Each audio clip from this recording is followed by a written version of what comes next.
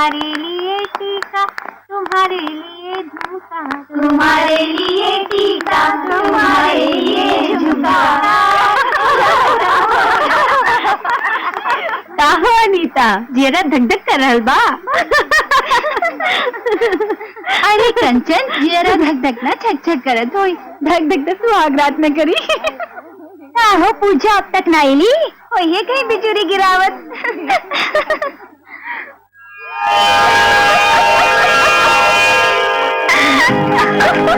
आ गई पूजा। भाई देखा क्या चलन ना, ये बिजली गिरावे पहुंच गई। विचार बा पूजा, बियाह बा अनीता के और दुल्हन बन के तू चले आई लो। हाँ पूजा, नहीं अनीता के दुल्हा में हिस्सा लगावे के विचार तो नहीं खे ना? एकदम ऐसे नहीं विचार बा। हाँ? गिर गई ना बिजली। अरे तू घबरा मत, बात खाली कितना बा, जैसे साली पर आधा हक चीजा के हो खेला, वैसे चीजा पर आधा हक साली के हो खेला। अरे वाह, जब अनीता के दूल्हा पे आधा हक पूजा के होई, तब भला बाकी के आधा दूल्हा अनीता के कौन काम के? अच्छा डलिहन का। ये तो बड़ी मजाक की बात। बाकी साच कही अनीता, आज तो बहुत सुंदर लग रही बाड़ू। इतना सोना तो कब ना लगलू। काहे न लगी सुंदर? दरअसल मांगे में सेनूर सजावे के कल्पना से ही औरत के चेहरा पर सेनूरिया लाली छा जाला। सेनूर औरत के सबसे बड़ा श्रृंगार होखेला। दुनिया के सारा श्रृंगार एक तरफ और सेनूर के लाली एक तरफ। यही से जब 7 फेरा के बाद औरत के मांग में सेनूर भरल जाला, तो वो सब कुछ भूल के अपन पिया की प्यारी हो जाली। तू कब होए वो पिया की प्यारी? अरे पहले समय तो आवे द। बियाह करे के इंतजार ना कइल जाला। हमार माना तो चट मंगली पड़ बियाह कइला। अरे ऐसे कैसे कर ली ही बिया? पहले हमार मन लायक दूल्हा तो मिले द। अरे कैसन चाही तो के दूल्हा? बता दी ही, बता दी ही। विघ्नेश्वरवाह स्वस्ति नाहि प्रमुख विश्ववेदाः स्वस्ति नास्तरक्षोरिष्टदेवी स्वस्ति ना बृहस्पतिर्दधातु। अरे पंडित जी, संस्कृत में ना भोजपुरी में बताई ना, चेहरा की तैयारी कराई था भाई।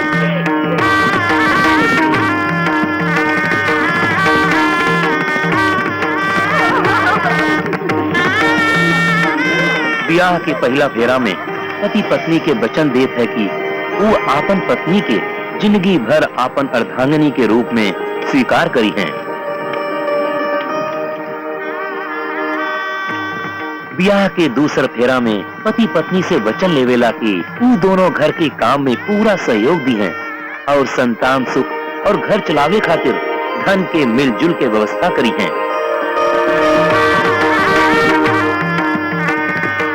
पति पत्नी के साथ तीसरा फेरा में वचन लेवेला कि वो एक दूसर के खातिर बनल है। चौथा फेरा में पति पत्नी के वचन देवेला कि सदा सुंदर वस्त्र और गहना गुड़िया से भरपूर रख के खुश रखी। यह खातिर पत्नी भी आपन पति के हर हाल में अच्छे व्यवहार के आपन सबसे बड़ा धर्म समझी। पांचवा फेरा में पति आपन पत्नी के वचन देला कि घर परिवार ही होकर जिंदगी के सबसे प्रमुख धर्म समझी। जेमा पत्नी प्रतिज्ञा करेली कि जिंदगी के अंत तक पति के हर काम में उकरे साथ रही और पूरी तरह तन और मन से सिर्फ और सिर्फ पति के होकर आपन कुल जिंदगी बिताई। तो चट्टा बाड़ू केहू न केहू तोरो खातिर बन ले होई। डांटा करे बाड़ू पूजा, ये सोचा कि तोहार दूल्हा आखिर होई है कहाँ? कहीं ना कहीं तो आखिर हुई बेकरी। रोहित, ए रोहित, अरे सर पर परीक्षा बा और पैर पर फुटबॉल। अरे तोरा के तो मालूम है कि दास बाबू का क्लास है, साल भर से एक चैप्टर पढ़ा होता मैं, फ्रांस राज्य का क्रांति। अब तो ही बता कि रटल चैप्टर के पढ़ ये से कम रूम में गई नहीं, फुटबॉल लेनी और आगे नहीं बढ़ा। अच्छा सुना, इकोनॉमिक्स की क्लास शुरू होके वाला बा, जल्दी आवा, वैसे मिलब। तू चल, हम आवता नहीं, कपड़ा बदल के। मधु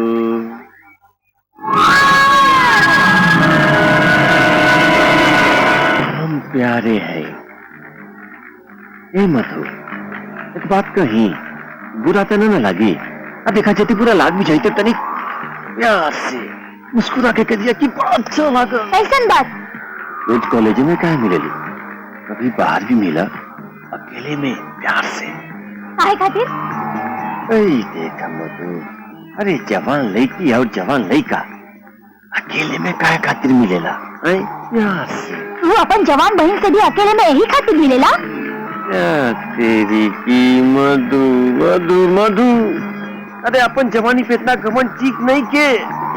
देखा तारा क्या, मैं एक बात समझाऊं, लड़की के जवानी के होकेला वो पटाखा होकेला, और जेकरा के हमरा जैसन आदमी फोड़ेला तो होकेला धमाका, ना तो छिरछोरी के जैसन कहली ना।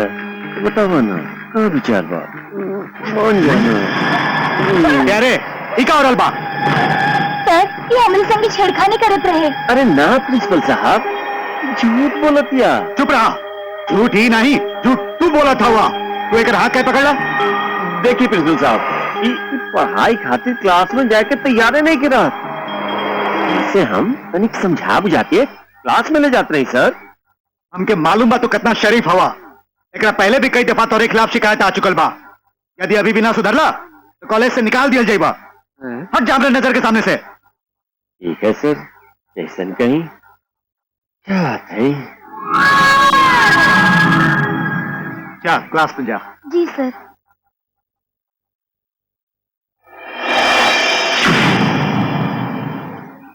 एकरा के देख रहे दूसरा, जब देखा लेकिन के संगे छेड़खानी करते रहेला, काहे इतना खपायल बा?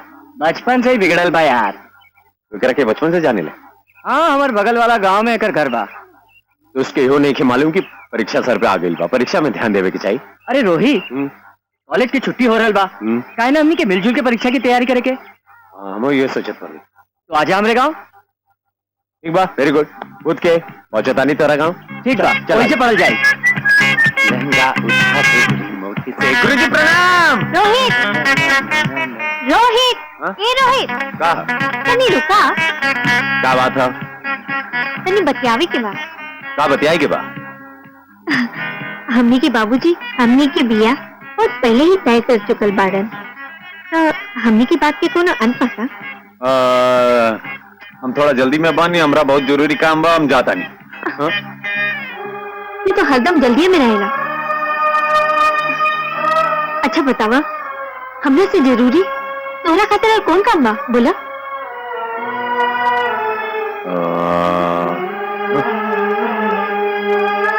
फाइनल का परीक्षा।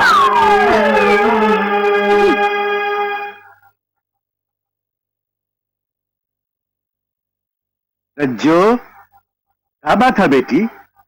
बड़ा परेशान लागत बाड़ू। पूछो ना बाबूजी। सुना अरे हम तुहार बाप हैं, तोहरे मन के हम कुल बात पढ़ ले वेली। बताओ क्या बात है? बाबूजी, वो रोहित। कहा बैल रोहित से? रोहित आजकल हमरा से बात ना करेला। अच्छा तो ये बात है। अरे वो बेचारा अपन परीक्षा के टेंशन में हो, तू चिंता मत कर। अरे वो तो अपन कुल जिंदगी तोहरे संग बिताई, एक बार तनी बियाह तो हो जाए दा, पगली कहीं। रज्जो के बाप के बड़ा एहसान बा हमने के ऊपर, यही से रोहित के ब्याह रज्जो के साथे तय कैले रही। अब सोचत है कि जब ब्याह तय कर दिले बानी तो फिर देर कहाँ है। सोचत है कि अब की लगन में तोरे खातिर पतो जरूर ले आई। हमरे ये विचार बा, घर में पतो आ जाई तो अंगना के शोभा बढ़ जाई। आवा बेटा, बहुत सही समय पे आयल बड़ा, तोरे चर्चा चलत रहा। काहे खातिर? हम सोचत है कि अब की लगन में तोहार ब्याह करा दे। ये हमरे ब्याह के इतना जल्दी कहाँ बा? बेटा, अम्मी बहनी बूढ़ पुरान, जिंदगी बालू के भीत जैसन कब ढह जाई, कौन भरोसा। मरे के पहले अरमान पूरा हो जाए बेटा, तब माई बाप की ऐसे बढ़कर और कौन चीज चाहिए। बाबूजी, सबसे पहले तो हम पढ़ लिख कर अपने पैर पर खड़ा होके के चाहते। ब्याह का तो बाद में देखा जाए कि ब्याह कब करें हम। अरे अच्छा सुनी, हमारे कॉलेज के छुट्टी हो गई बा, वो आकाश हमारे दोस्त हो, ब्याह नहीं होकर हम गाँव जाते नहीं पढ़ाई खाते। अच्छा माई जल्दी से खाना निकाला, बहुत भूख लगी, हम हाथ मुंह धो के आते हैं। जल्दी निकाल, माई बुला रहा है। लेखन की क्या समझाई।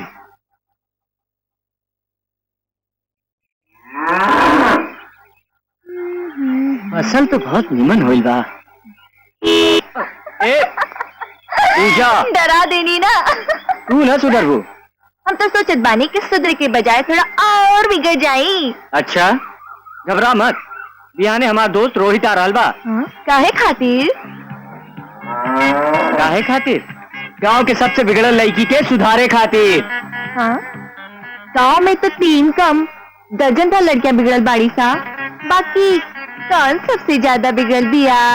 दिमाग पे जोर मत डाला, आईना देखला सब समझ जाएगी। माने की तोहार दोस्त हमरा के सुधारे आ रहे बा? हाँ जल्दी समझ गई लू। ए सुना, आवेदा देखिए बिना टिकट के लिफाफे जैसे ना लौटा देनी तो हमारा ना पूजा ना। चल निकल निकल, जो जो जो।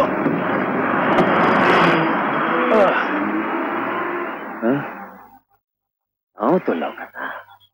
हम रोहित के लिए आगे जा रहा बानी बाबूजी, बस के टाइम हो रहा बा।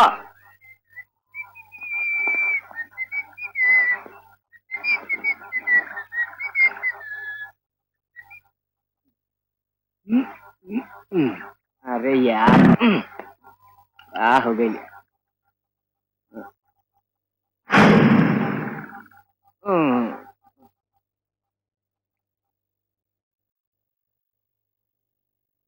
अरे यार ये तो पंचर बा, अब हम कैसे पहुंचब?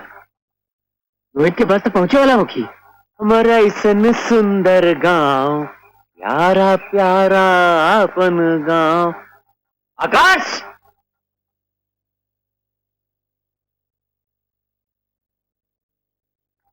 तू हमेशा लेट कह देता।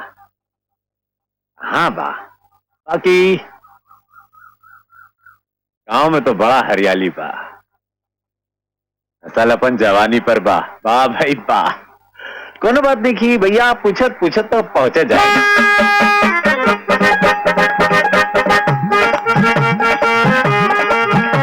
हरियाली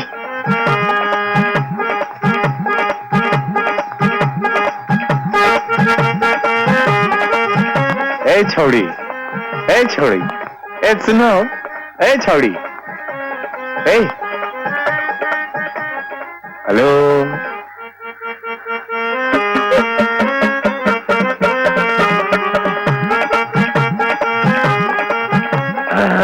ए अरे सुनी, अरे तभी सुनी ना। लड़की के पीछा करे में सर नहीं आवत। पीछा ना करम तो काम कैसे चली? माने आकाश का पता बताओ ना। जाए के बा। हाँ तो जा, हो रहे आकाश। ओहो, वो आकाश ना, तो आकाश वर्मा यह गांव में रहला, ओकरा घरे जाए के बा। अच्छा अच्छा, हम उन्हीं जा रहल बानी। तो हमरो के ले चला ना। माने कि तो फिर हमारा पीछा करे की चाहत बाड़ा? अच्छा तो ई बेरी तू हमार पीछा करला। ये ठीक रही। हाँ, ये नहीं खेल सकत। काहे? काहे कि तरबूजा चाकू पर गिरे, चाहे चाकू तरबूजा पर, बात से एक ही ना भइल। यही से तो आने वाले रास्ते से जा, हम आने वाले रास्ते से जाए। वो काहे तरबूजा? तरबूजा मतलब बबनी। बोला बबनी देखा, जब मंजिल एक बात रास्ता अलग अलग ठीक नहीं खे ना, वैसे भी हम बालक बानी, रास्ता भटक गई नहीं तो। हाँ, हमरा तो कुछ आद बात कि तो हमरा संगे जाई बात तो भटक सकत बड़ा। एक बारी भटक के तो देखा। क्या कहला? मतलब एक बारी संग में चल के तो देखा। एकदम में ना, तू ओना वाले रास्ते से जा, हम एना वाले रास्ते से जाई। वाह, एकदम हरियर हो गई नी। का हो, रविवार के बनौले रलका जुगाड़ लगवा दी है। जाई। सुनी, हेलो, अरे हरियर नहीं, अरे दुष्ट कहीं का, फाइनल का परीक्षा सर पे बा। चल लड़की देखला तब। अरे मर्दे, आकाश वर्मा का घर खोजत खोजत तो पगला गई नी। प्यास के मारे जान निकलत बा, का करी? ए सुनी सुनी सुनी, यहाँ ये आकाश वर्मा का घर कहाँ बा?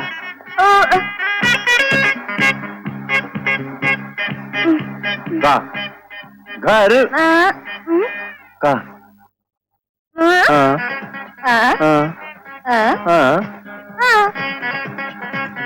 ए हम ना बुझनी, फिर से बताओ ना। बुझत नहीं बाड़ा, हम गूंगी बाड़ू ना। ओह, क्षमा चाहता नहीं, सॉरी सॉरी सॉरी। अरे हाँ? ए झूठी कहीं की, दोबारा बेटे ने तो मारे 10 जूता। झूठी कहीं की। हाँ? ए का हो? आकाश वर्मा के पता चाहिए? ठीक बा, हमरा पीछे पीछे आवा। अरे आवा। आ गई नी। अरे मैंने बतावे की चाहते है कि तेरा आकाश वर्मा के आवे के रहे, संग चले आई तो का करी, बतिया दिमागे में ना आइल। खैर आ तो गई ला, बाकी घर में ताला बंद बा। ई ताला काहे बंद बा? अरे इडियट, जब भीतर केहू ना होखेला तो बाहर से ताला बंद होखेला। ओ, हम अभी तक यह समझत रहे कि घर में केहू होकेला तब हम बाहर से ताला बंद होकेला। अच्छा अच्छा। अब नहीं का। खैर अब तो ई पूछा कि आकाश वर्मा कैलन कहा? पूछा पूछा पूछा। पूछा था नहीं, आकाश वर्मा गैलन कहाँ? उसों के परिवार के संगे 2 दिन पहले केहू के ब्याह में छपरा गईलन। 2 दिन खातिर छपरा गैलन? तू हमरा क्या अभी बता, तू आने का नहीं बता, तू अभी बता क्या? का करी, ई बतिया दिमागे में ना आइल। खैर अब तू ई बतावा, और आगे का प्रोग्राम बा? जब पूरी तरह छान जाए घरे लौटे और का? बड़ा नेक विचार बा, बाकी अनार होके सब पहले लौट जाई। वो काहे? काहे कि जौन रास्ता से हम आयल रही वही रास्ता से न तो भूत के संगे कबड्डी भी खेले का पड़ सकेला। सरका हाँ? क्या फूटा? अरे फूटा। ए सुना, का तू पैदा होके के पहले से बड़ू का? हाँ? कैसन? कबाड़ी 5.5 घंटा हो गया, अभी तक ना भेटाई। खाओ समोसा बन गई, एकदम गर्मा गर्म बनाओ, अभी आवता नहीं। हाँ अरे लल्लू, यदि बहुत से आकाश भैया के दोस्त जमीन पर टप गए तो आखिर को ऐलान के ने सब जगह तो ढूंढ लिया, रहरी में, खेसारी में, बैंगन में, बसवाड़ी में, खेत में, खलिहान में। चुप रहा सा बकलोल। काका भूत वाले बगीचे में खोजल जाए। घर भर देवर हथारे से ठट्ठा अच्छा हमारी पट्ठा चल जाइए। अच्छा हाँ पूजा पूजा ए पूजा पूजा पूजा ए पूजा पूजा रुक। अरे का भइल? हमार दोस्त आज शहर से आवे वाला रहे, ओकरा के कहीं देख लू का? हाँ देखनी, हाँ ठीक ठाक बा, बाकी ज्यादा ठीक ठाक नहीं खे। ठीक ठाक रहे चाहे खराब, तरह का ओकरा से बियाह करे के बता है। ओ एता भी ठीक ठाक नहीं खे, क्या मुकरा से ब्याह के बारे में सोची? हमरा तो दूल्हा ऐसा चाहिए। कैसा चाहिए? चल पता बताओ, जल्दी से पता बताओ, हम लिखो तो भैया के दोस्त के। हाँ तो पूजा ही बतावा, वो केने गई? तारा खोजे गई केने? भूत वाला बगीचे में। हम तो पहले खेले रही कि भूत वाला बगीचा में खोजल जा। भैया भूत वाला बगीचा में भेज देना। शमशान के रास्ता कैसे? ना ना ना ना, भूत वाला बगीचा में। हाँ हाँ चला चला। ये आकाश के चक्कर में हम कहाँ फंस गई? हे भगवान, यहाँ में का बगीचा है, ब्रह्म बाबा के किकर प्रेत पिशाच के बारे का मालूम। लगा तो फाइनल परिचय ये बगीचा में हुई हमारे। जय जय जय हनुमान गुसाई, कृपा करो गुरुदेव की नाही रामदूल तसलील बल जावा 40 भूल गई नहीं पवन शुद्ध हनुमान कहा। जय जय हनुमान गुसाई का करी 40 नहीं भूला गई। जय जय जय हनुमान के पवन शुद्ध हनुमान रामदूत।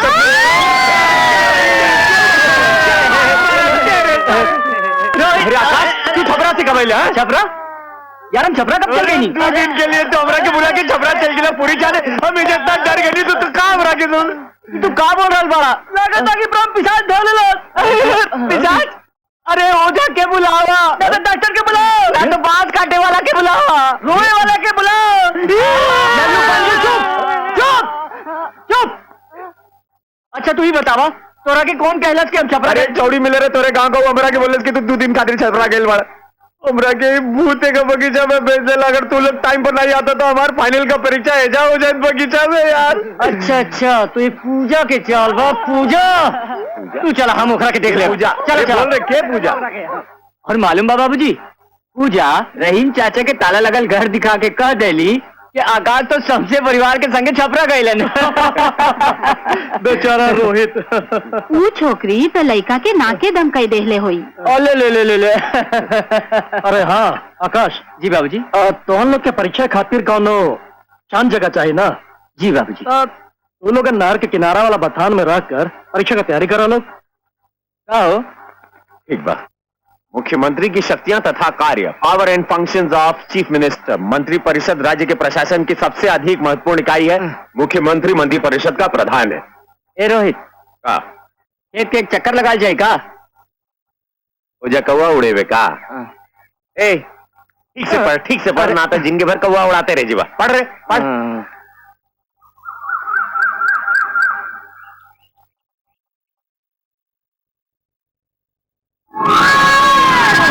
पूजा ए छोड़ दे हमारा रास्ता हट जाओ। अरे घबराहट का है बड़ू बबनी देखा प्यारे अब प्यारे जे कुछ भी करेलन बड़ा प्यार से करेलन पीछे भी लुटेलन ना तो बड़ा प्यार से काकी ये प्यार अपनी बहन के संग दिखाओ ना।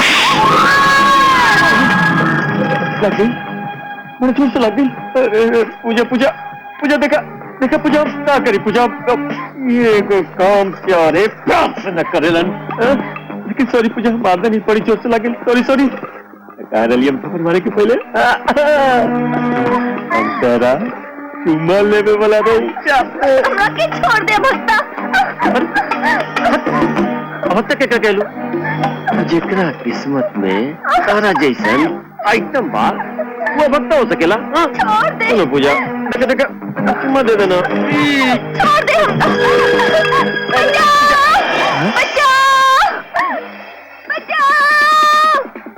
अरे इधर लड़की का आवाज लगा था इसने चल रे कौनो प्रॉब्लम आ चल रे चल यही है तोरा बचा भैया यही है बचा भैया। अरे भाई हम तोरा से प्यार करेली पूजा तोरा से ब्याह भी करब छोड़ दे अब हनीमून हम ब्याह के पहले मनाई चाहे बाद में इनमें दोसर ये का बीच में हो जाइए।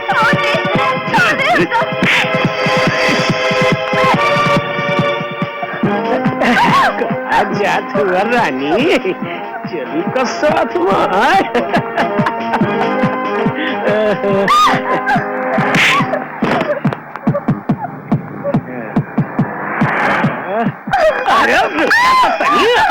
कहा जाता हाँ बस पूजा बस देखा छटपटाए से कोनो फायदा नहीं के भला ये में बा कि प्यारे के पास प्यार से आ जा प्यार से अब लगता हमरे कुछ करे के पड़ी जो हमके हमारी बात लगी तो न मान लो मान लो तो क्या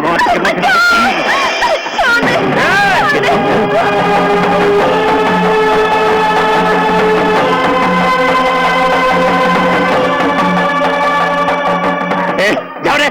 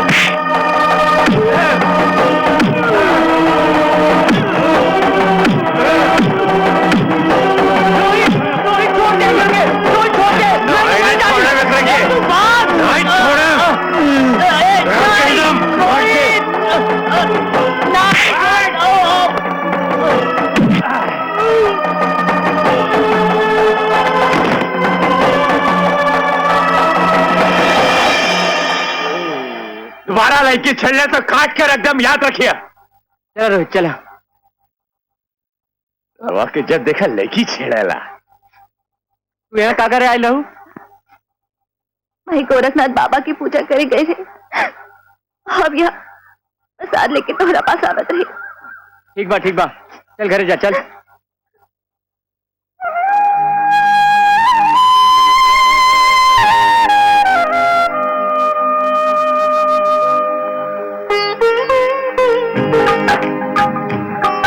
ये पूजा शहर से पढ़ाई करके आयल बाड़ी यहाँ पे। रोहित कहाँ खवेला? रोहित चला यार। ईश्वर चाचा की बेटी हिया, वैसे स्वभाव के थोड़ा चंचल हिया, बाकी दिल के बड़ा ही साफ। सच पूछा तो लाखों में एक। रोहित कहाँ भइल तो के? चला चल। करी मजाल ये हमार भगना के कूट दिलस। मामा बहुत मारलस, कत्तर कूट दिलस प्यार से। हम ओकर जिंदगी में आग लगा दे। हम मामा मामा बोल भगना। हमार जिंदगी के तू को मकसद बा, केवल तू को मकसद। बोल भगना। तो इस बात से बदला ले और दूसर होकर पूजा से प्यार करब, प्यार से। रोहित जी बेटा, आजकल के जमाना में मारपीट कईल उचित बात नहीं खे। क्या न्याय सहल उचित बा का? यहाँ पढ़ाई करे आयल बड़न की अन्याय खत्म करे। सुनी जी, बस रोहित जॉन कैलस ठीक कैलस। अरे कोनो नेक लड़का कोनो लड़की के इज्जत लूटत देख सकेला? ठीक बा तू जौन कहत बाड़ू सही बा, लेकिन हम जौन कहत बानी वो गलत बात नहीं खे। पतर की रे मारे गुलेलुआ जियरा उड़ी उड़ी जाए। अरे अरे तू ये जा। बहुत बहुत धन्यवाद। काहे खातिर? कल हमरा की तू बचैले रहा। यह बोले खातिर हमरा के भेटेलू का? ना, हम तो मंदिर जात रही। वो दिन भी प्रसाद लेके भेटेले रहलू, आज वो मंदिर जाताड़ू। भगवान से बहुत प्रेम बाका।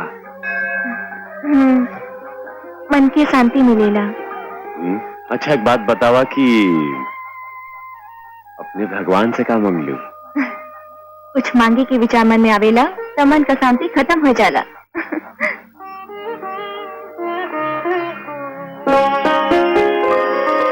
कुछ मांगे का विचार मन में आवेला तो मन की शांति खत्म हो जाला।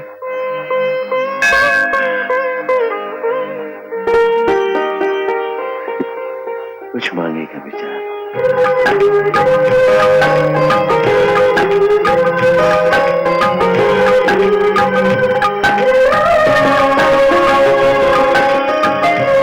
कुछ मांगे के विचार मन में आवेला तो मन का शांति खत्म हो जाला।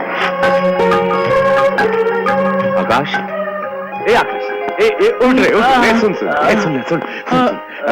मन की शांति खत्म हो जाला जब कुछ मांगे का विचार मन में आवेला। ये मन की शांति का खत्म हो जाला। ए बोल रहा है यार तो का जूतल दे यार।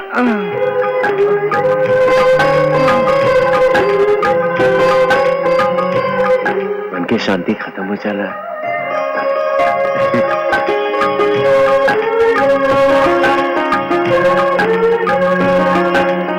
पूजा,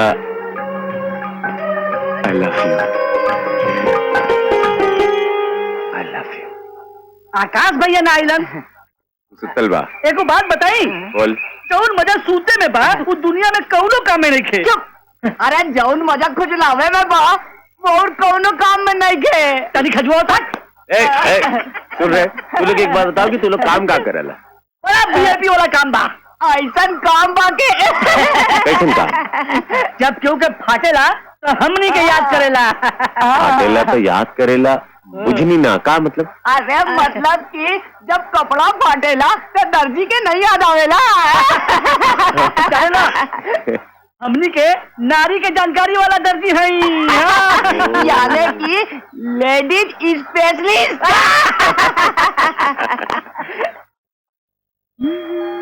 ये बकरी वाली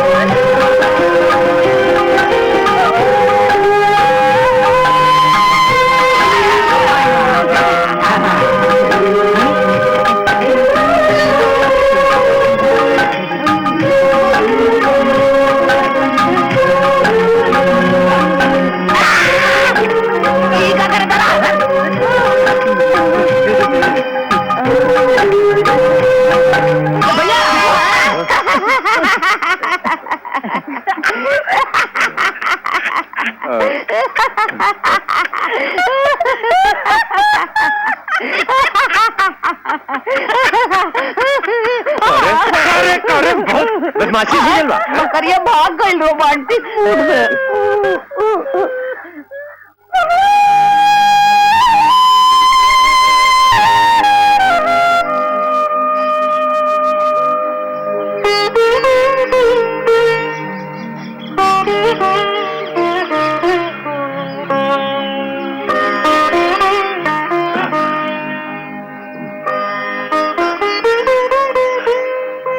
पूजा,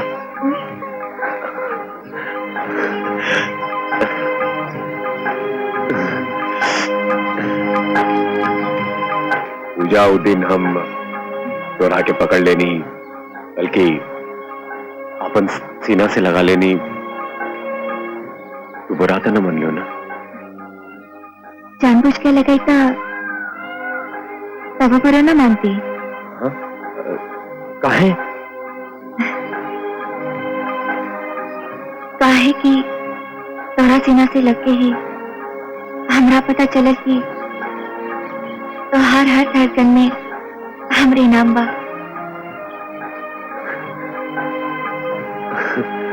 सच कही पूजा, आजकल हम तोहरे ध्यान में मगन रहनी, बल्कि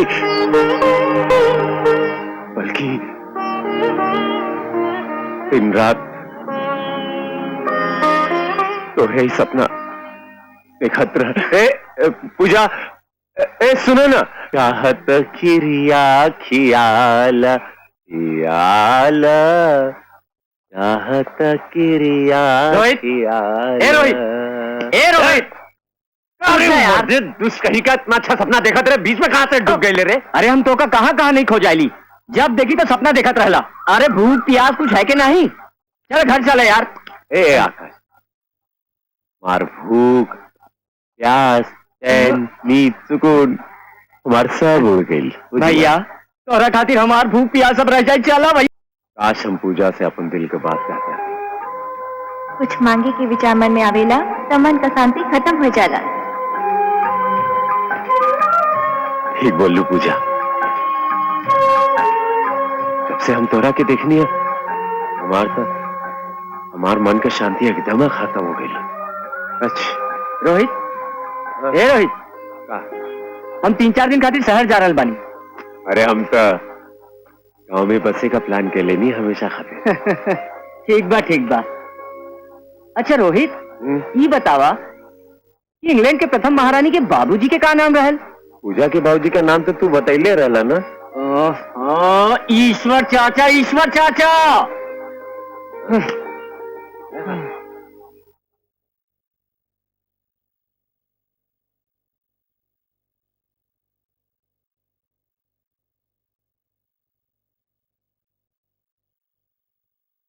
प्रणाम। आवा आवा, खुश रहा। तू आकाश के दोस्त बड़ा ना? हाँ, रोहित नाम बा। ठीक बा, आवा बैठा। आवा, गांव में मन लागत बा ना? हाँ, आजकल कुछ ज्यादा ही मन लगा था।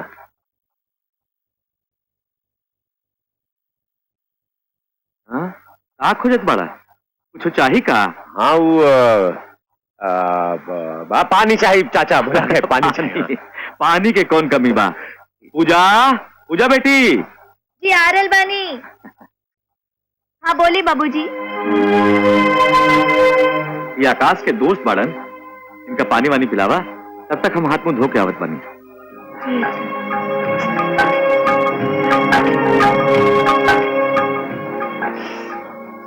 तू यहाँ कैसे? सुनो नहीं, प्यास लागल बा।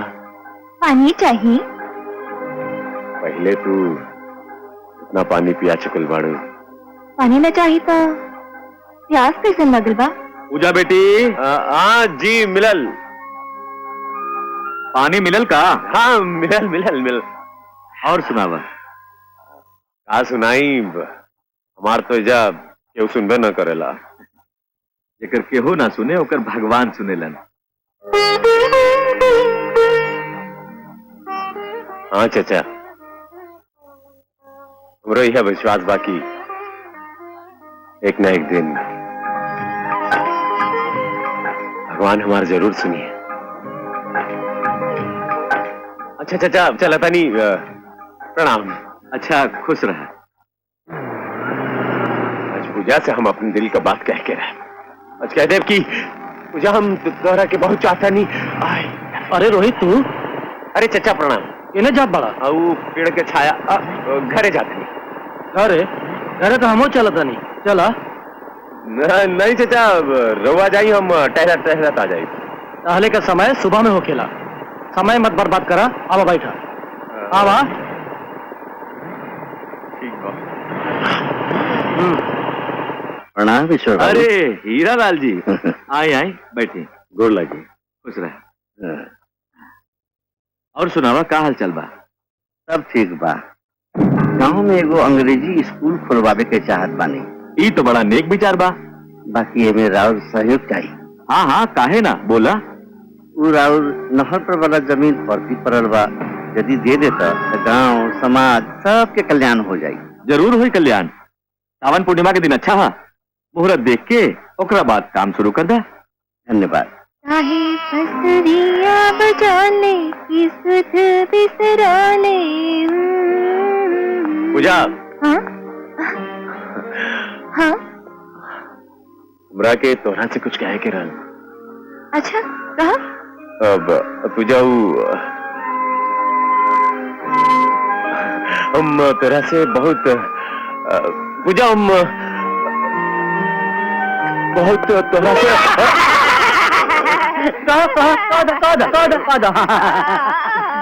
सावन की झूला लगी वाला बाप जी कुछ कहे का बाप वही आके कह दिया। अच्छा हम चलत हैं, बाय बाय। पकड़िया आज फिर बादल का रोमांटिक मूड में। बकलौल। अच्छा ये बता कि ये सावन का झूला कब लागे वाला बा? अतवार के।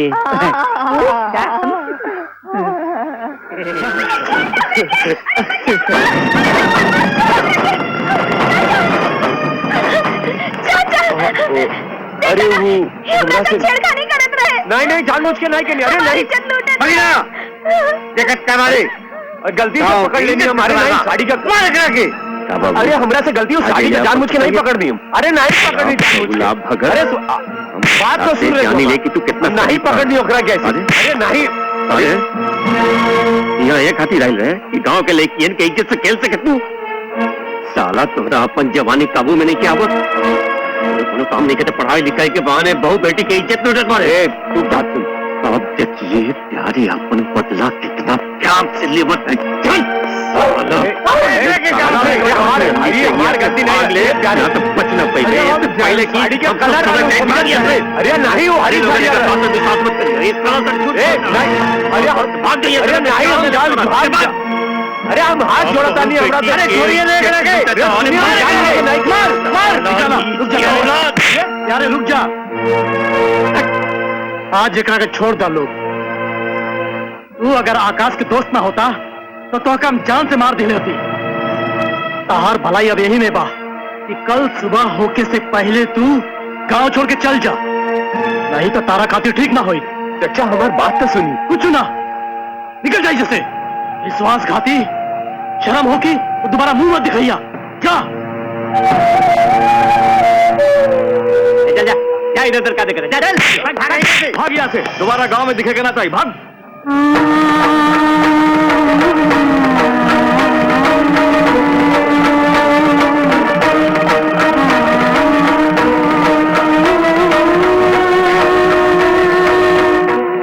हमरा से बहुत बड़ा गलती हो गई, सारा कसूर हमारा। हमरा उनका के ना बुलावे के चाहत, हमरा के उनका से माफी मांगे के चाहिए।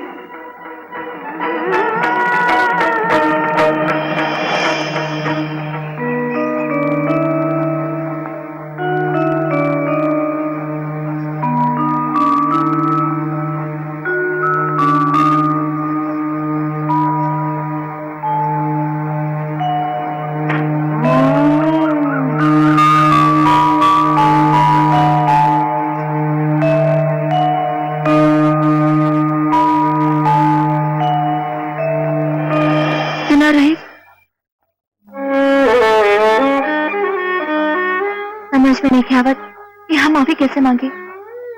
तो हमेशा अपन दिल की बात कहे की चाहत रहा। हम तारा बात समझ ना पाई। हमरा के मालूम रहे तो हरदम में हमरा से मिले की चाहत रहा। हमरा के मालूम रहे कि तू का कहे की चाहत रहा। बाकी हम हमेशा तोरा संगे मजाक कईनी। हमरा न मालूम रहे कि हमार मजाक एक दिन तोरा इतना भारी पड़ी। हो सके तो हमरा के माफ कर दिया।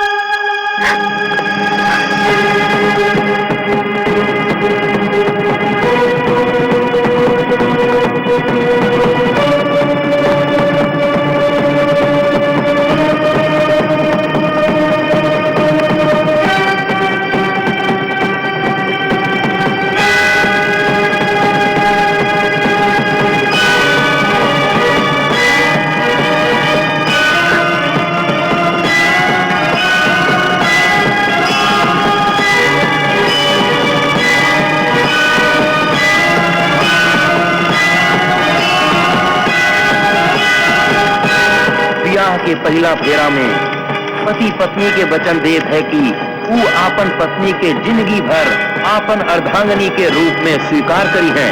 ब्याह के दूसरे फेरा में पति पत्नी से वचन लेवेला कि वो दोनों घर के काम में पूरा सहयोग दी है। पति पत्नी के साथ तीसरा फेरा में वचन लेवेला कि वो एक दूसर के खातिर बनल है।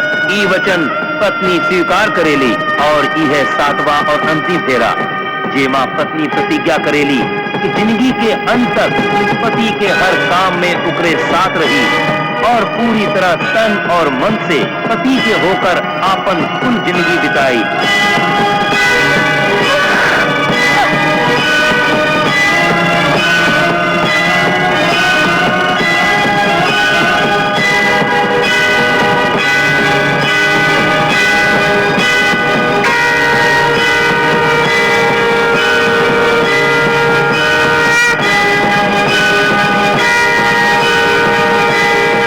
और पूरी तरह तन और मन से पति के होकर आपन कुल जिंदगी बिताई। वो एक दूसर के खातिर बनल है और पूरी तरह तन और मन से पति के होकर आपन कुल जिंदगी बिताई।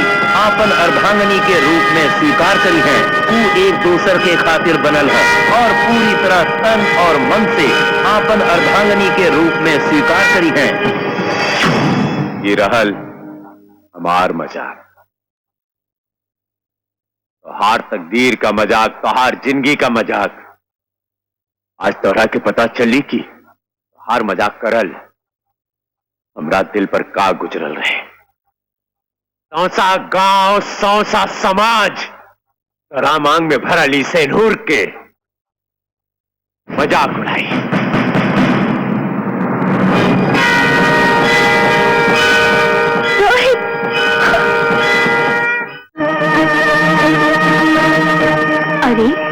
पूजा का मांग में सेनूर।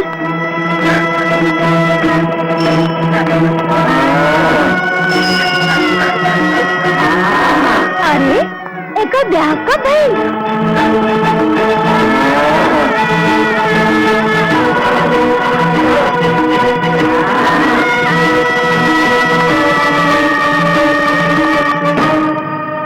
ठीक है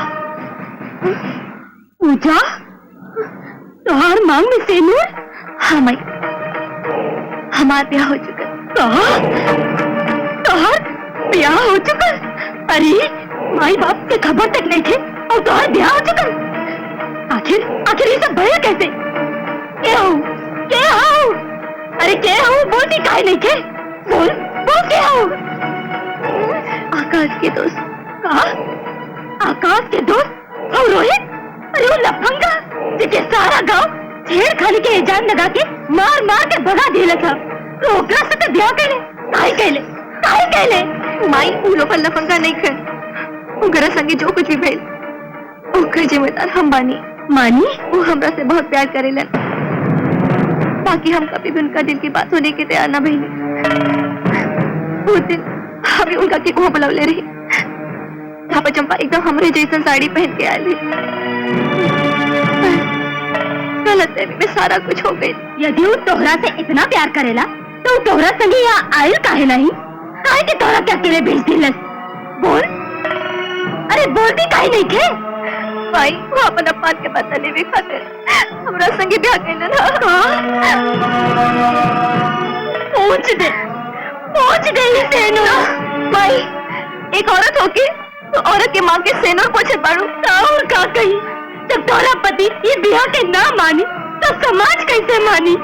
अरे ई सेनूर तेरा शौक के नहीं, ओकरा बदला के निशानी है। ना माई ना, हम भगवान के सामने उकरा के अपन पति बनने वाली जिंदगी भर खातिर अभी रिश्ता कभी नहीं टूट सकत। हमरा मालूम बा कि अभी गुस्से में बाड़न, बाकी वास्तव में उनका दिल में हमरा खातिर बहुत प्यार बा। एक ना एक दिन हमरा पास जरूर रही है ना हमरा पास। सुंदरी में रहुआ राहुल बेटी के मांग में रोए। हम गांव वालन के मुंह से थोड़ा बहुत सुन ले रही, बाकी हम आज पूजा बेटी के मुंह से सब सुन लेनी। बेटी जब जवान हो जाली तब बाप खातिर जिम्मेवारी बढ़ जाला। हाँ बेटी जब ब्याह के ससुराल में बस चली तब बाप खातिर सौभाग्य बन जाला।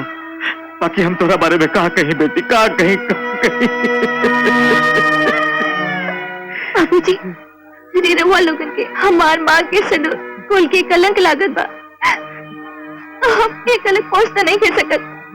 हाँ, ये कलंक के साथ चिता के आग में जल जरूर सकत बानी।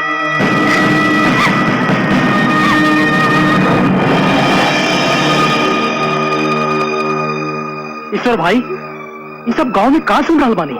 हमार बर्बादी की कहानी। लेकिन ये सब भइल कैसे? ये सब रोहित के कारगुजारी है। रोहित? आकाश के दोस्त? वो लफंगा रोहित?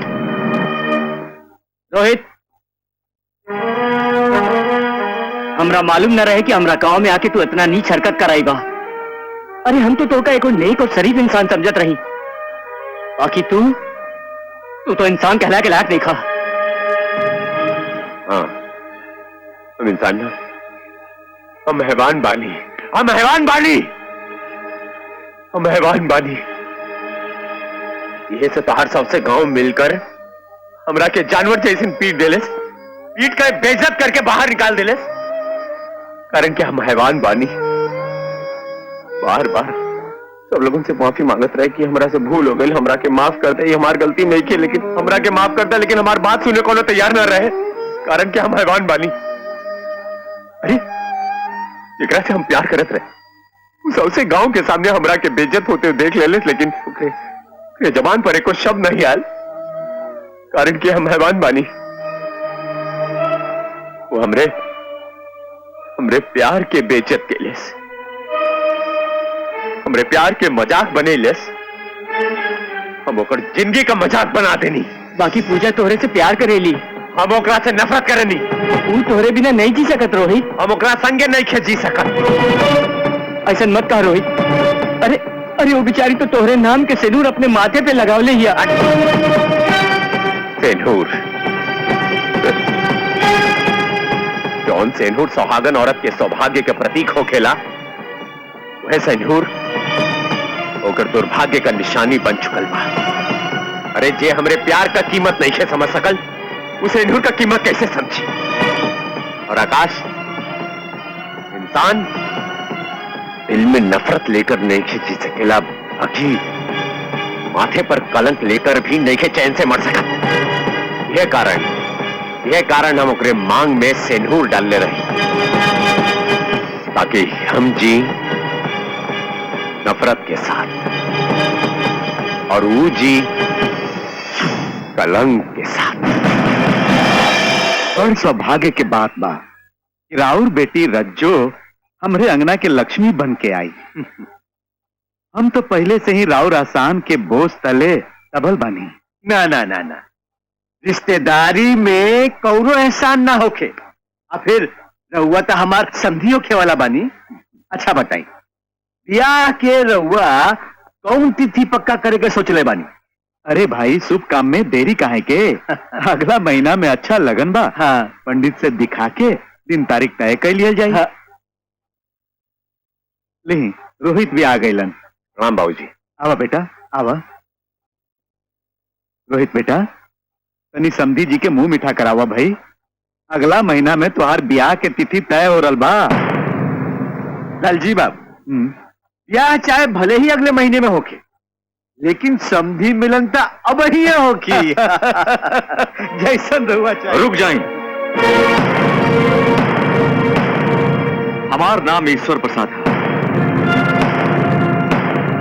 पूछिए अपन बेटा से कि हमार बेटी पूजा के मांग में सेनूर डाल चुकल बाड़े कि ना। लालजी बाबू, ये हम का सुनल बानी? रोहित, तू बोलत कहे नहीं खा? हम का बोली? हम तो बाबूजी ना तो ये आदमी के जानत बानी, ना तो कोनो पूजा नाम की लड़की के। सच ई तू का कह रहल बाड़ा? हमार बेटी पूजा के मांग में सेनूर डाल के ओकरा के तू पहचाने से इनकार कर रहल बाड़ा?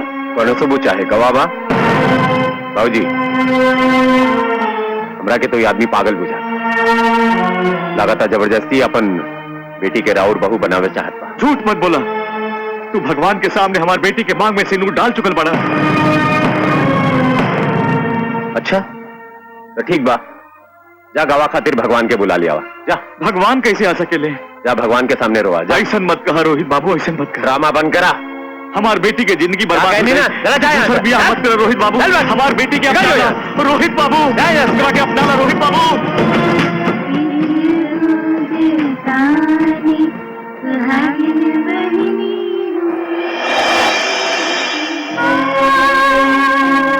हाई देखा, घोर कल जुग आ गइल बा।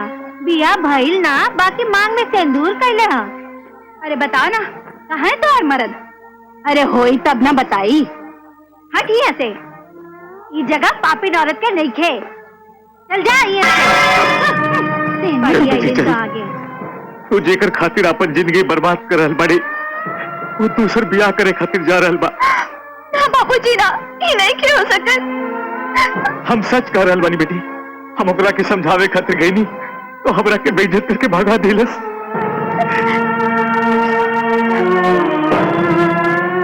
हम खुद ओकरा के पाछे। बबुआ, वो आदमी इतना आत्मविश्वास के साथ कैसे कहत रहल कि ओकर बेटी से तू ब्याह कर चुकल बाड़ा? ऐसा सच है? रवा के का लागत बा? यह कि हमार बेटा ऐसा ना कर सकेला। हमरे अपने बेटा पर पूरा विश्वास बा। बेटा, तू तो जानते बड़ा कि हम अपाहिज आदमी हैं। यदि रज्जो के बाबूजी मदद ना कैले रहतन तो हम तोरा के पाल पोस ना कर पाती। उनकर परिवार के ऊपर बहुत बड़ा एहसान बा बबुआ। अब चाहे अपने मर्जी से या उनकर एहसान के बदला चुकावे खातिर रज्जो से तुहार ब्याह भइल बहुत जरूरी बा बबुआ। हरिहर प्रसाद बहुत खतरनाक आदमी हवन। अपने बेटी के वो जान से ज्यादा मानेलन। अपने बेटी के खुशी के खातिर वो कुछ भी कर सकत बान बबुआ, कुछ भी। रवा हमार विश्वास करी बाबूजी, मार बिया रज्जो से ही।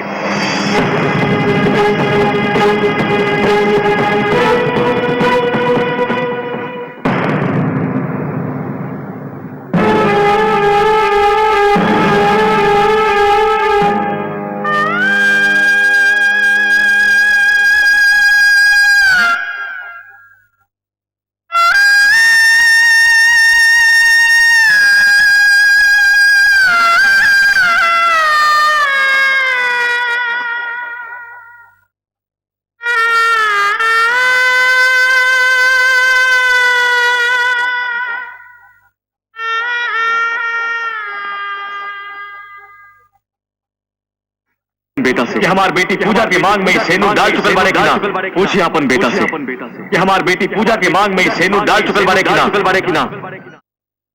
प्रणाम जी प्रणाम। रहुआ ही हुआ? हाँ, हम यहाँ रहुआ से एक बात करे खातिर आयल बानी।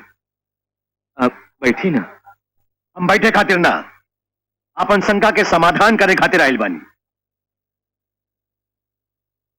देखी, इसे रउआ एगो जवान बेटी के बाप हई, उसे हमहू अपन एगो जवान बेटी के बाप हई, जेकर मतारी बचपन में गुजर गई। तब से लेके आज तक हम अपन बेटी के माई बाप दोनों के प्यार देता रहल बानी। हम अपन बेटी के बहुत चाहेली, अपन जान से भी ज्यादा मानेली ओकरा के। उस दिन हम रोहित के घरे रउआ के देखले रही। राउर बात सुन के हमरा मन में रोहित के प्रति शंका भई, और आज हम उस शंका के समाधान करे खातिर रउआ के दुआरे चल के आइल बानी। अगर हमार शंका साच भाई तो हम रोहित के सगरे खानदान के बर्बाद करके रख दे। रउआ बताई कि बात असलियत में का बा? सच्चाई हम बतानी। ई के हा? ये हमारी बेटी पूजा है। बाबूजी के कुछ नहीं खे मालूम। हमार पे उनका संगे नहीं खे भैल बाबूजी। रहुआ जाई और जाकर अपनी बेटी की ब्याह की तैयारी करी।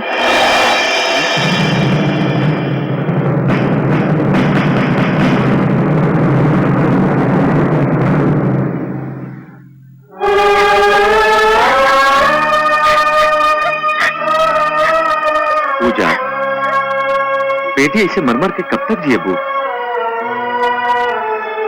अपन मांग के सिनूर दूसरा की मांग में सजा के, अपने घर में आग लगा के दूसरा के घर में अंजोर करके आखिर कब तक जिएबू? अमन ठहरनी बूढ़ पुरनिया, ऊपर से कब बुलावा आ जाए का भरोसा।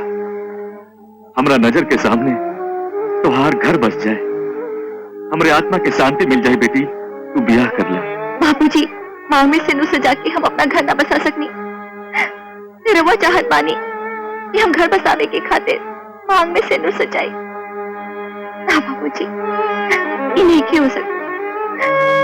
यदि रउआ हमरा के घर से विदा ही करके चाहत बानी तो डोली में ना, हमरा के अर्थी पे विदा करी। ऐसे मत कहा बेटी।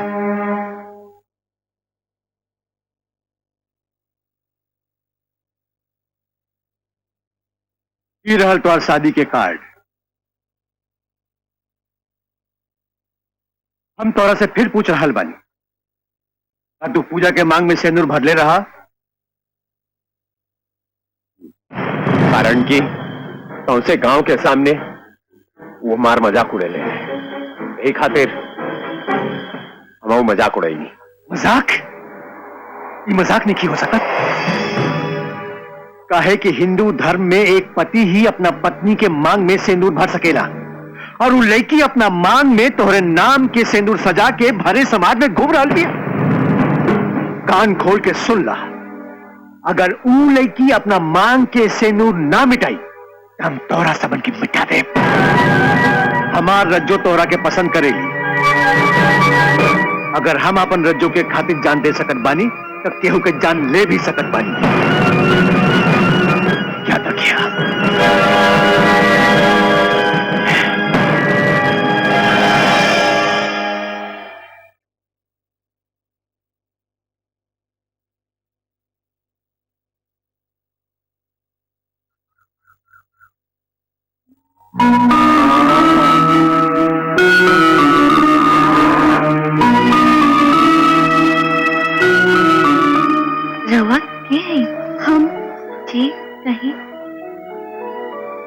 तो के कहा बताई कि हम रोहित के माई हैं।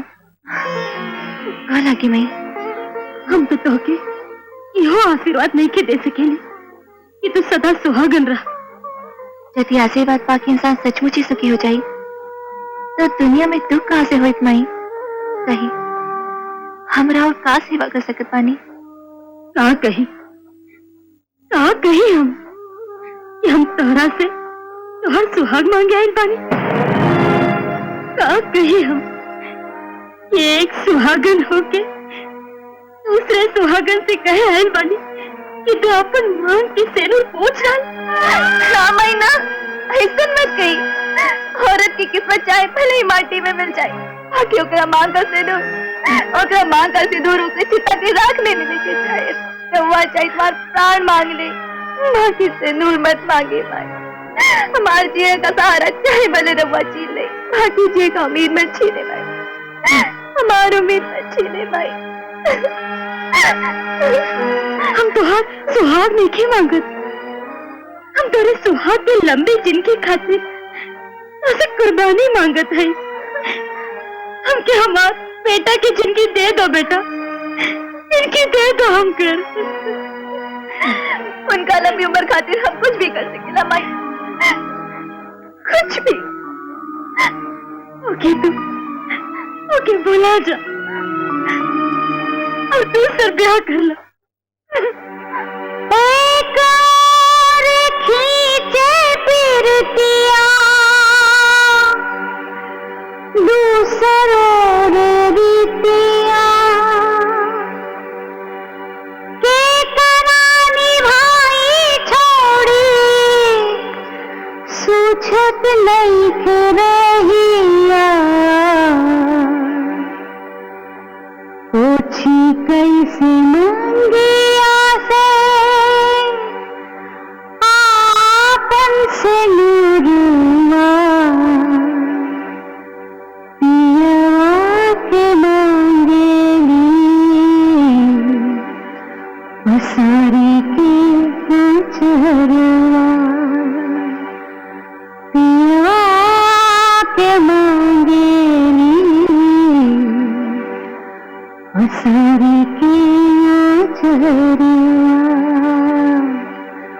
मसारी के चरवा मसारी के चरवा।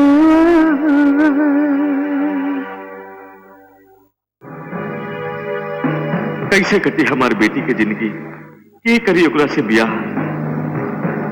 वो तो खुद भी ब्याह करे खातिर तैयार नहीं थे, न कुआरे रहल न सुहागिन और न विधवा।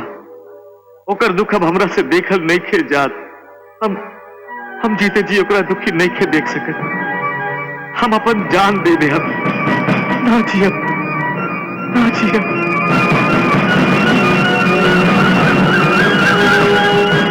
अब हमार जियला के काम हमार बेटी पूजा के दुख हमरा से देखल नहीं के जा। हम अपन जान दे के रहब, हम अपन जान दे के रहब। अब हम ना जियब। का करता रहा ईश्वर भाई? ये का करता रहा? हमरा के छोड़ दे, मर जाएगा दशरथ। हमरा के छोड़ दे, हमरा के मर जाएगा हमरा के। का तारा मर गईला से पूजा के दुख कम हो जाए, ये ओकर मतारी खुश हो जाए। तो हम का करें? कुछ मत करा, धीरज रखा, सब भगवान ठीक करी है।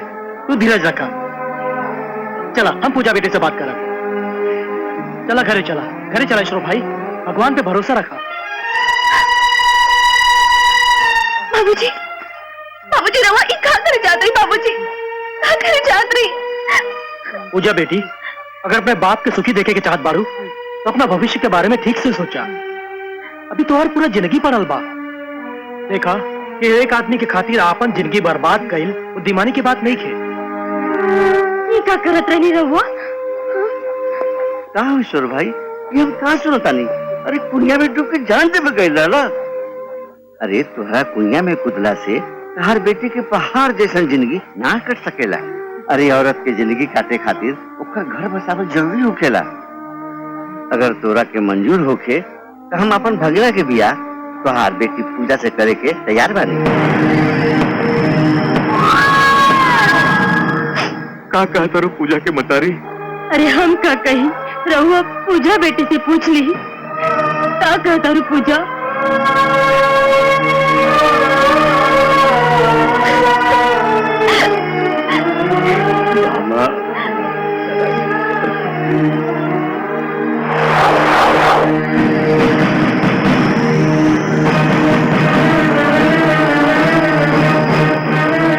चंपा प्यारे तू पूजा से बिया करे खातिर तैयार हो गईला?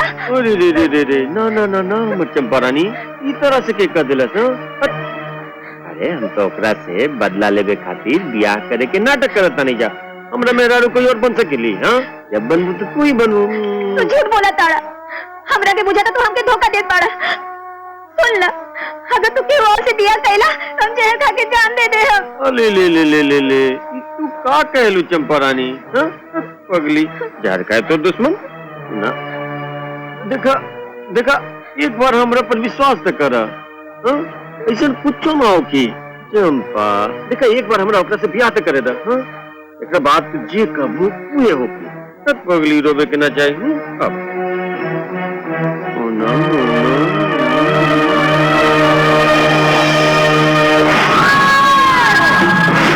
हमरा मुंह पर ले रहे और थप्पड़ मारले रहे हमरा मुंह पर। लेकिन देख रहे लोगन, हम ये लड़की से अपन बियाह करतानी।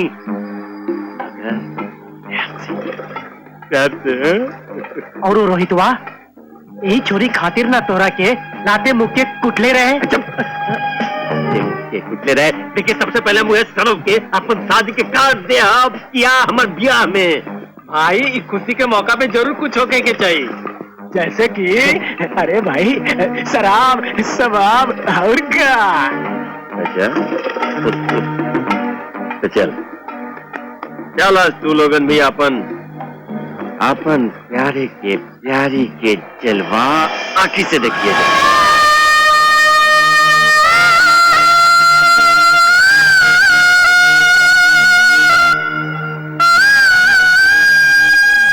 पूजा काहे माई? बेटा हल्दी के तैयारी हो चुकल बा, जरा सब लोग तुके अगोरता। छोड़ो ना माई, अभी सबकी का जरूरत बा? अरे बेटा लोग समाज खातिर कोई जरूरी होला ना। चला बेटा चल। ठीक है तो चल हम आवत है।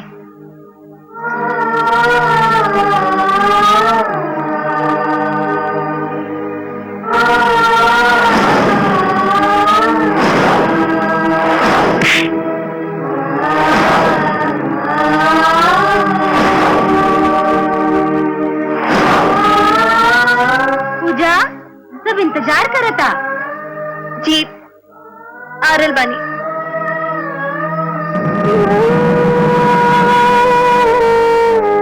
प्यारे हमार जिंदगी बर्बाद कैलस,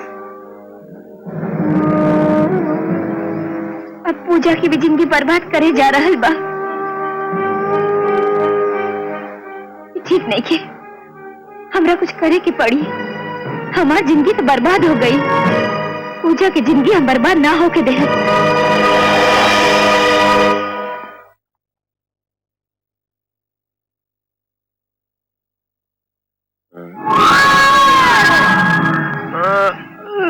रोहित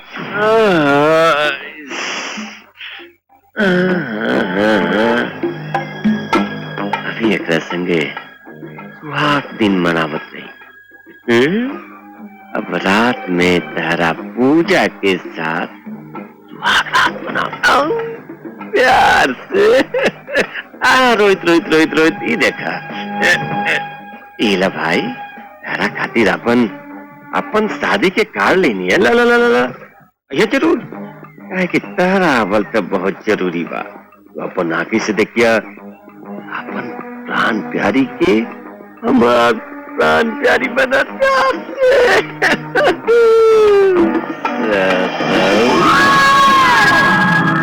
पूजा का ब्याह प्यारे लाल से हो रहा है। बाकी वो तो बड़ा घटिया इंसान है। घटिया है तो क्या भाई हमरा के काम अरे जब वो लड़की हमारे प्यार की कीमत ना समझ ले तो जे कुछ भी हो रहा बा बिल्कुल ठीक हो रहा बा। हम कहले रही हो काके कि हम तो हर जिंदगी के मजाक बना के छोड़ दें। ना ना, ये प्यारे इंसान ना, ये तो शैतान है। पूजा की जिंदगी कहीं नरक बना के छोड़ दी तो प्यारे के साथ पूजा कभी भी खुश। रोहित, रोहित, चंपा तू भेजा। रोहित, हमरा के माफ कर दा। हमरा से बहुत बड़ गलती हो गई ना। लेकिन बात का रोहित, तोरा साथे जो कुछ भी भई वो सब प्यारी के चाल रहे। उमे पूजा के कौनो कसूर नहीं के। दरअसल प्यारी पूजा के पसंद करत रहे। वो तोहरा के पूजा से मिले ना देखे के चाहत रहे। ये से तोहरा के गांव से निकाले के बहाना खोजत रहे। वो दिन पूजा सावन के झूला में तोहरा के बुलावले रहे।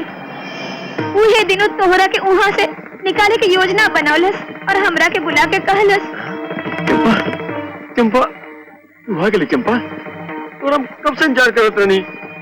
देखा चंपा, तू तो जाने लो तुम तरह से कितना प्यार करीले। रहदा एकदम एक बतिया बोलेला। अरे ना चंपा ना, सचमुच हम तेरा से बहुत प्यार करेली। अब हम तेरा कैसे समझाई हम। देखा चंपा, तेरा बिना एक मिनट एक पल भी ना रह सकेला हम। तबिया कैला ना हमसे। चंपा अब हम तेरा कैसे समझाई। अब तू तो अच्छी तरह से जाने लू कि रोहित से बदला लेवे कि हम कसम खेले बानी। अब जब ले कसम बदला ना ले तब ले हमरा चैन ना मिली। चंपा, तू सचमुच हमरा से बहुत प्यार कर लो ना। देखो तू अगर हमरा से प्यार कर लो ना तो तेरा हमारे को काम करे के पड़ी। ओकर बाद तू जे बोलबू हम ये करब। जो बोलबू तब भी आ कर लेब हम। सच? हाँ चंपा, सच्चे कहता नहीं हम। तोहरा प्यार खातिर तो हम कुछ भी कर सकीला। बोलो चंपा, तू कितना नीक बाड़ू। लब कान में बता बते। हम प्यारे के जाल में फंसल रही और ओकर बच्चे की माँ बने वाली रही। यही सब कुछ कहनी और मुझे सब कुछ देखत रह गई। उस समाज के डर से तोहरा के बचावे सामने ना आईली।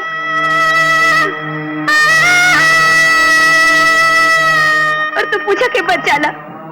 हम तोहरा के हाथ जोड़त है।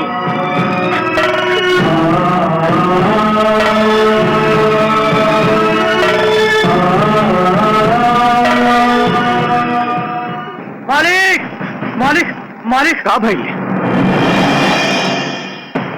का। हाँ मालिक, चल चले मालिक। हरे भद्रा अपरिकाश देवानो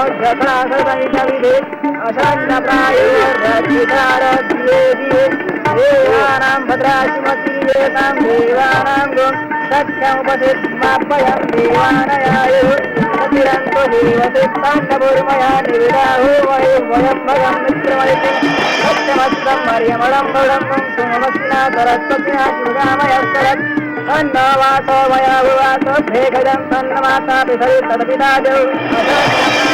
रुक जा, ये प्यार नहीं हो सकता। हम एक बच्चे के माँ बनने वाले बच्चे। आज तक तो हमें के धोखा देते रहे। हम आगे के होश से दिया करत पाए। पूजा से दिया मत करा। ए लड़की, अरे कारल बारे। अरे लोगन इस तरह से झूठ बोलतिया। एकरा बारे में शादी के हम सोचू नहीं कर सकत। जाइए से। प्यारे, ये नहीं जाई, ये कहीं ना जाई। ओहो, अरे फिर आगे ले गांव में फुटाए खातिर। हाँ, सच्चाई सामने आ जाए दे तब पता चली बेटा कि के कुटाई। डब्बा बोल सारे के बारे में बोल। रोहित के संगे जो कुछ भी सावन के झूला में भई वो समय बदमाश प्यारे के हाथ रहे। और तो ये हमरा के भी प्यार में धोखा देते रहे। चंपा, और ये मजाल दे। अरे लोगन, मारे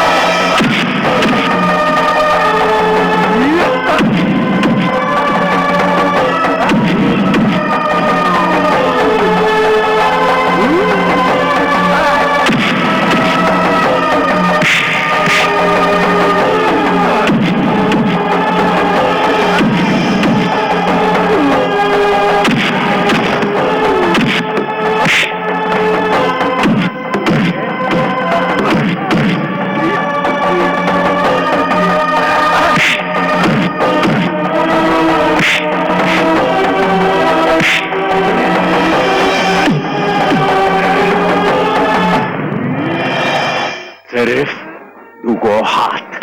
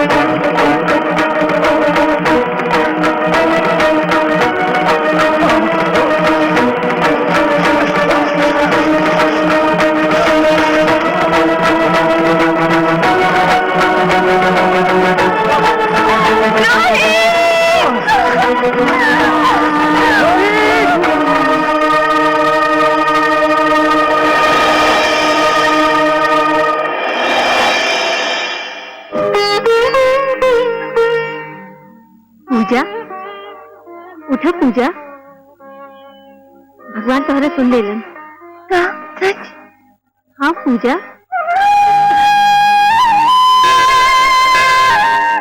चलो पूजा, आवा। अब रोहित की तबीयत कैसन है डॉक्टर बाबू?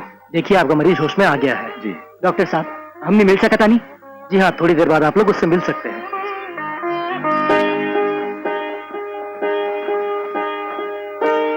बाबूजी, हम लोग रोहित से मिल सकेली? हाँ बेटी, चला अंदर, आवा। चला। रोहित, रोहित।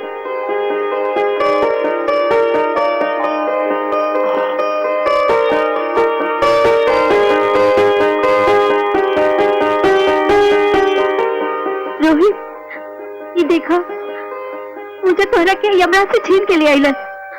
देखो, एक पतिव्रता स्त्री ये दिल की पुकार तो भगवान भी नहीं डाल सकत। जाना तारा, तोरा खातिर इतना दर्द सहले है, इतना तकलीफ उठैले है, ये इसके सामने हमारे पैर छोटा पड़ गए।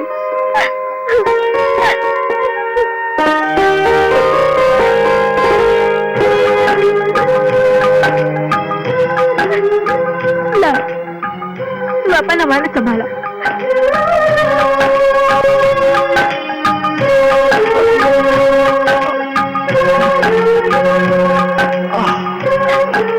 बाबूजी, पूजा, पूजा हो सके तो हमरा के माफ कर दी। ना जी, ऐसा मत कही, ऐसा मत कही जी। हमरा के माफ कर दी।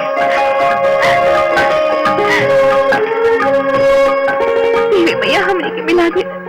आपन पसंदीदा फिल्म देखे खातिर डाउनलोड करी दंगल प्ले ऐप।